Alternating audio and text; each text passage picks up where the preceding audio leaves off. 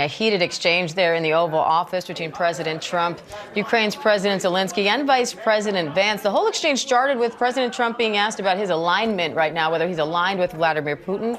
Trump said that he was not aligned with either Zelenskyy nor Putin, that he's aligned with the U.S., that he's aligned with the world, that he's aligned with Europe, and ultimately he's trying to strike a deal.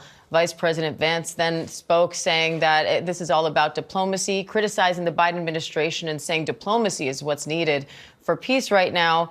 And that prompted President Zelenskyy then to ask Vance about having tried diplomacy with Russia in the past, essentially, and having it fail. And then the exchange that you just saw followed. I want to bring in our chief White House correspondent, Mary Bruce, for more on that. Mary, I don't remember in my many, many years in news ever seeing an exchange like this between foreign leaders, at least not playing out in public.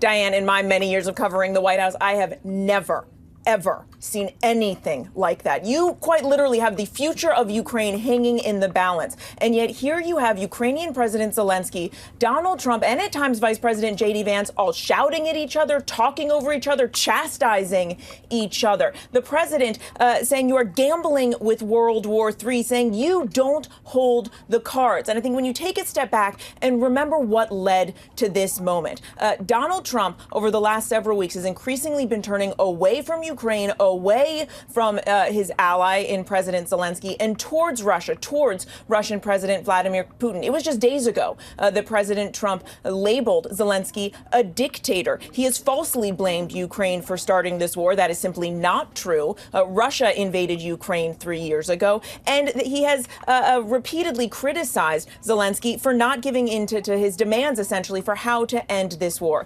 Zelenskyy came here today hoping that he could make progress. They're going to sign and agree to this framework for a deal to share Ukraine's mineral resources. But Zelenskyy is also eager to get some kind of security guarantees from President Trump to make sure that if a ceasefire is agreed to and somehow reached, though that now seems increasingly hard to see, but Zelenskyy is hoping that if they can reach a deal, he wants to make sure that Russia can never invade his country again. This comes after we have seen two other European leaders, the French president, the British prime minister, this week also meeting with President Trump, urging him to keep up his support for Ukraine. And yet here in the Oval Office, you have President Trump chastising him for not being grateful, for not being thankful enough for U.S. support so far, and saying point blank, make a deal or we're out.